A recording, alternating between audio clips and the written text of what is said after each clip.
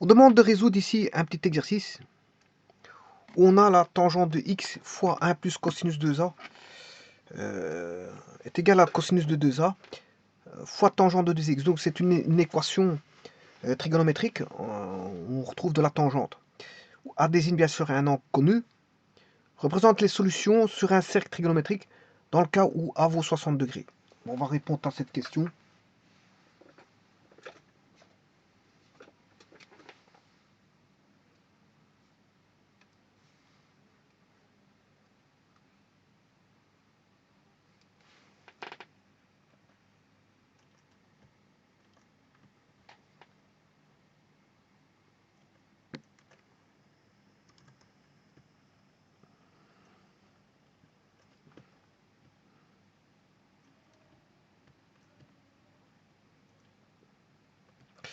Donc on a bien cette équation-là, trigonométrique, où l'inconnu est x, et bien sûr, ils vous disent que A désigne un angle connu. Hein.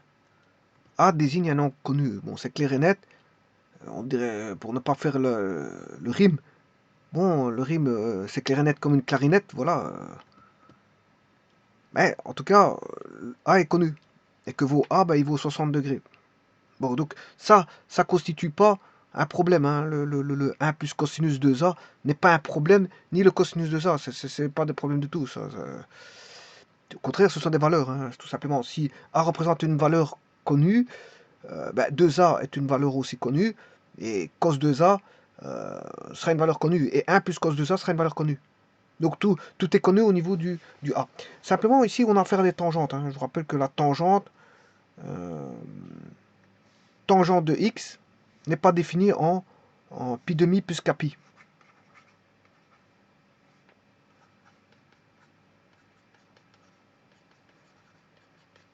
Alors, si vous voulez voir la tangente, ceci représente la tangente, voilà, avec les asymptotes qui sont en pi demi plus kpi. Je vais en mettre une, x égale pi demi, voilà, x égale moins pi demi.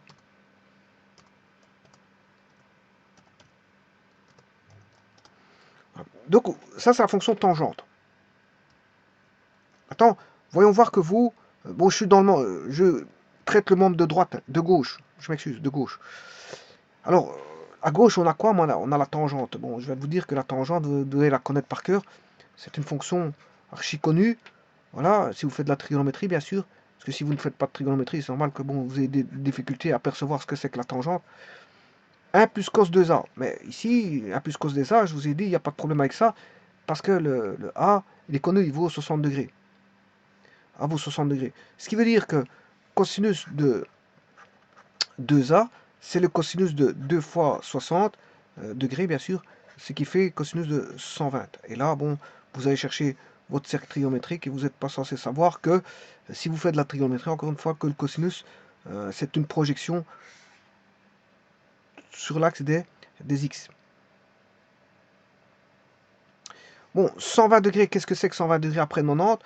Là, on a l'angle droit. On a 0 degré ici. Bon, l'axe X, il est là. L'axe Y ne m'intéresse pas parce que je ne traite pas de sinus. Donc, je ne le mets pas. Voilà. Et là, on a un arc qui mesure 90 degrés à partir d'ici.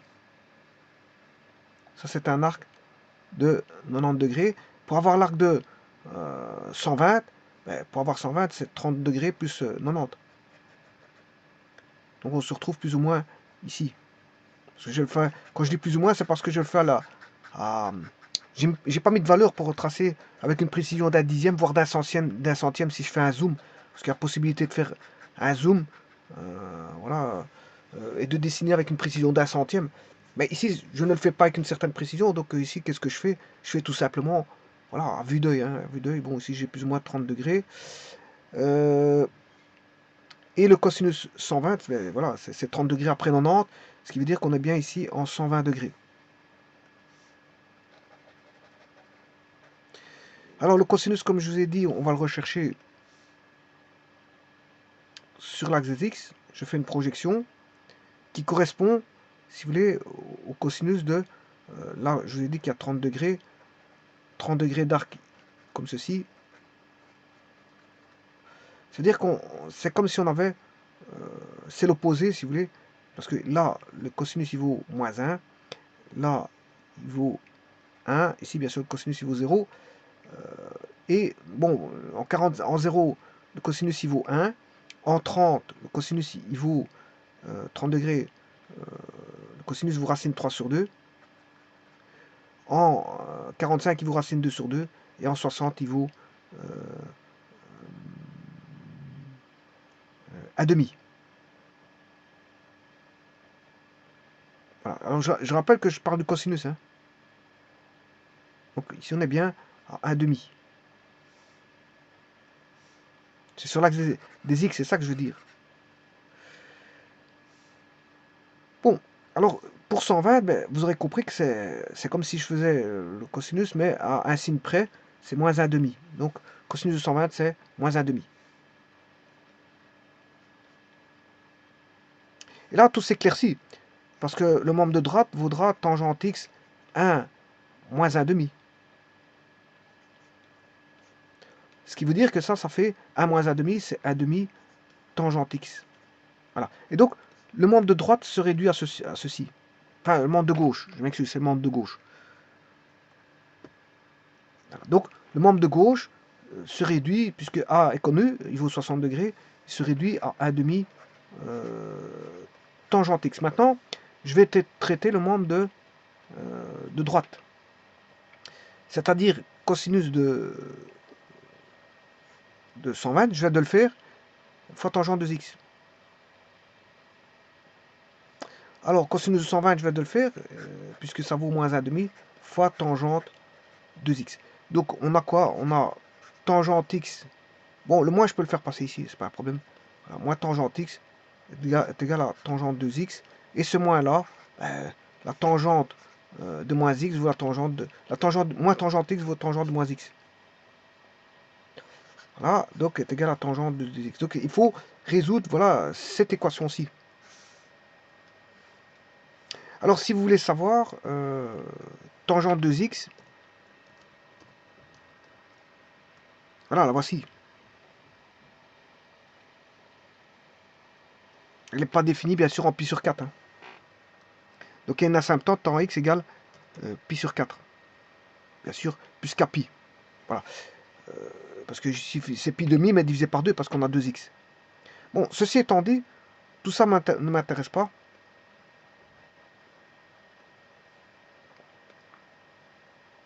Ce qui m'intéresse, c'est la fonction tangente moins x. Par rapport à la tangente x, voilà, je vous ai dessiné la tangente x et la tangente moins x. Bon, ce qui est intéressant ici, c'est la tangente moins x pour résoudre l'équation. Et bien sûr, la tangente 2x.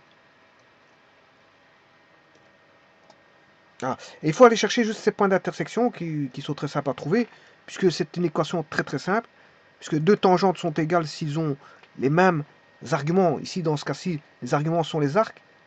Donc, c'est-à-dire qu'on aura tangente moins x égale tangente 2x, c'est-à-dire que les arcs sont égaux à capi près. Parce que les tangentes, c'est comme ça, c'est capi. Alors, égale 2x plus capi avec k appartenant à z, vous connaissez la chanson, si vous faites de la trigonométrie, voilà.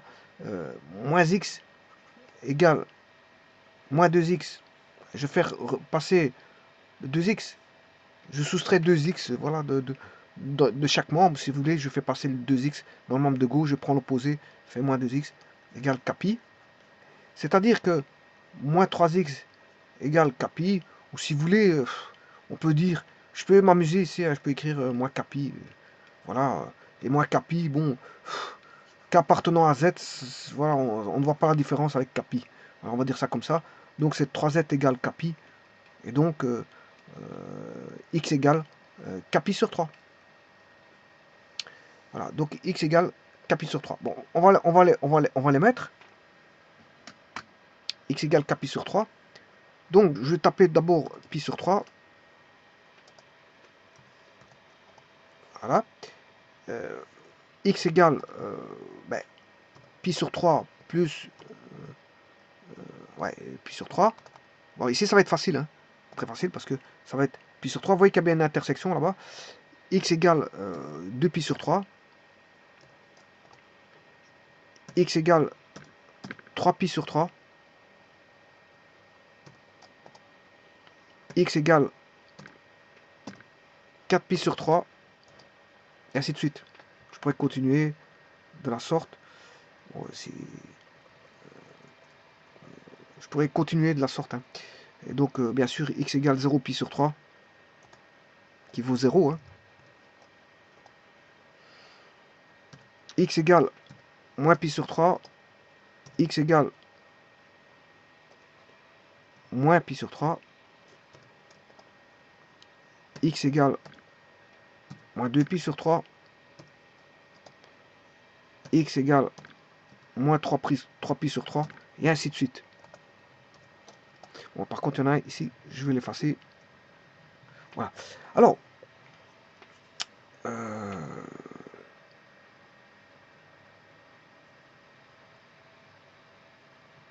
par contre, il y en a un, je ne sais pas où ce qu'il est.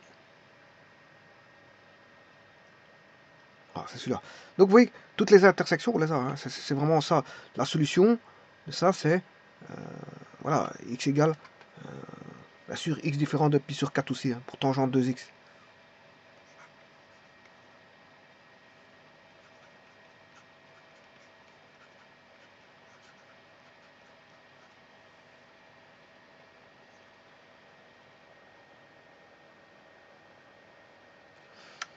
Voilà. Et donc, la solution de ça, ben, la solution, c'est kpi sur 3. Alors, bien sûr, il faut répondre à la question, c'est-à-dire qu'il faut représenter ça, représenter les solutions sur un cercle trigonométrique où, au cas où A vaut 60, c'est ce que j'ai fait, j'ai calculé pour 60. Hein. J'ai pas calculé pour rien d'autre, c'est juste pour 60. Donc,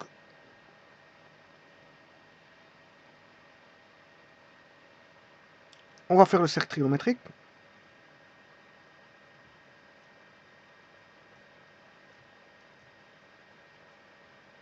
Et bien sûr, dans le cercle trigonométrique, on va se retrouver entre 0 et 2 pi. Alors pour ça, je vais tracer un cercle bon, de rayon. Je vais regarder le rayon que je peux mettre. Centre à l'origine. Bah, qu'est-ce que je peux mettre comme rayon? On va mettre un rayon de 5. Par exemple. Comme ça, on va bien voir les solutions.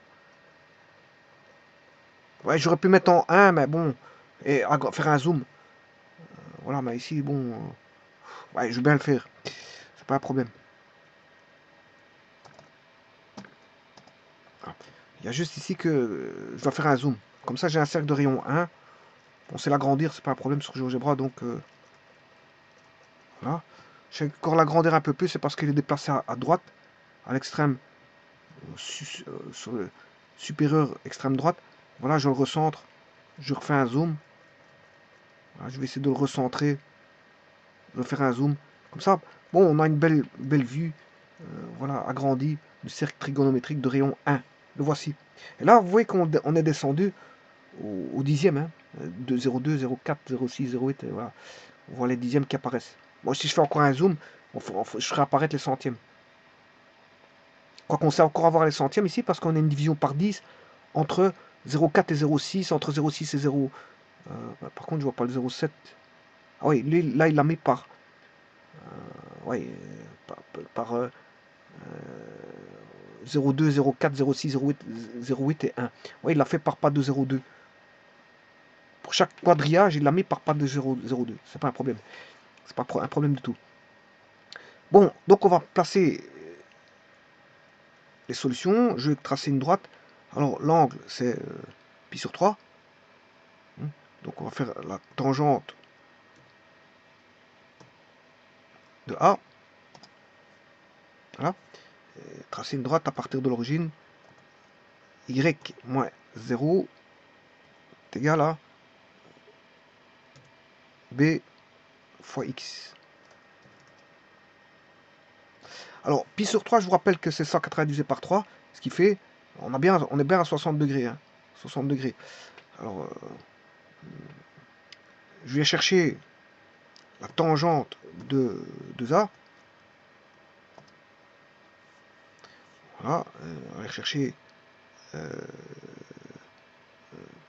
y égale d sur A, d fois A, d fois x, pardon. Voilà.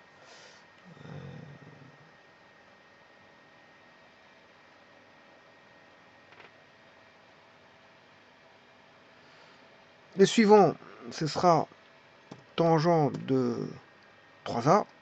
Alors A c'est pi sur 3. Hein. On va retomber en 0. Y égale 0. La solution, voilà.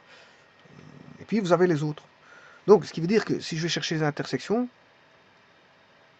donc K sur 3, la solution c'est K sur 3. 180, si K vaut 1, si K vaut 0, on a 0 fois pi sur 3, ça fait 0. Voilà. Si K vaut 1, on a 180 divisé par 3, ça fait 60. Si K vaut 2, on a voilà, 120. Si K vaut 3, on a 180, et ainsi de suite. Donc, où sont les solutions? Les solutions sont les intersections. Je vais aller chercher dans un petit instant. L'intersection entre le cercle trigonométrique et cette droite, cette droite et le cercle trigonométrique, cette droite et le cercle trigonométrique.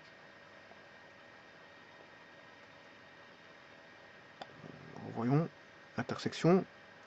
Là se pose un petit problème. De toute façon, je sais le mettre facilement. Bon, il ne veut pas. C'est pas un problème. Puisque s'il est sur l'axe, ben, je vais mettre un point que je vais appeler A, B, C, D, il l'a déjà mis. E qui étant moins 1,0.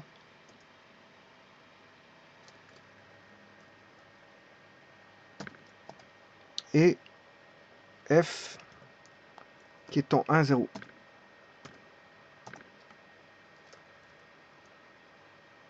Voilà, et ça, ce sont toutes les solutions.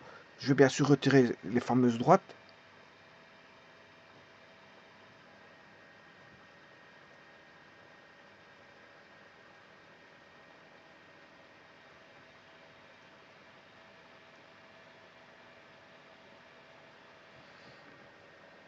Et je vais aller changer ces couleurs-là.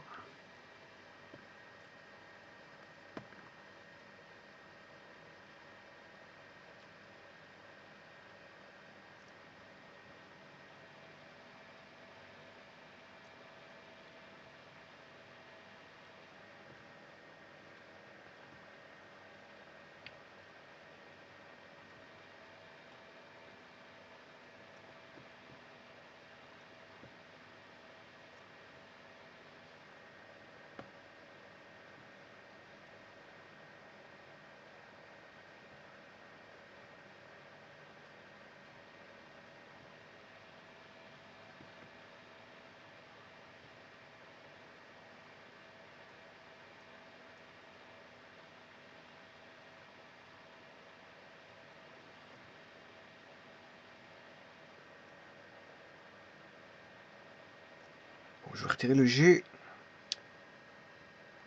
qui fait double emploi. Point G. Voilà.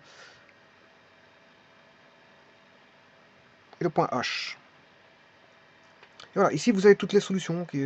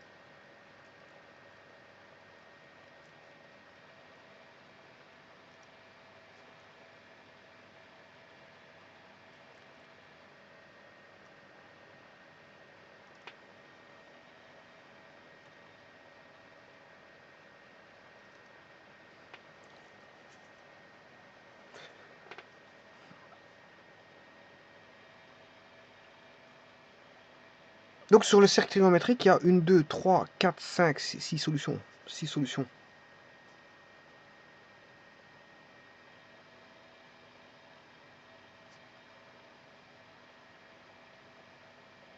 Alors, l'angle principal, il va de moins 180 à 180 degrés. Hein. Un angle principal est inscriptible dans un intervalle de moins 180 à 180. Ça, c'est pour la petite histoire. Ça, c'est un angle. Un angle principal appartient à l'intervalle moins 180 à 180.